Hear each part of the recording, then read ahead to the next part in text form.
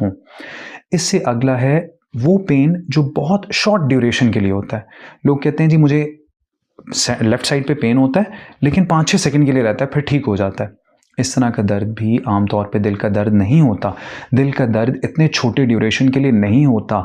दिल का दर्द आम तौर पे 15 से 20 मिनट ज़रूर रहता है, और अगर हार्ट रिलेटेड पेन 30 मिनट से ज़्यादा हो जाए, एक बुकिश बात है कि 20 से 30 मिनट 20 to 30 मिनट से ज़्यादा कॉन्टिन्यूस हार्ट रिलेटेड पेन हो रहा हो तो वो एक माइनर या मेजर हार्ट अटैक कर देता है।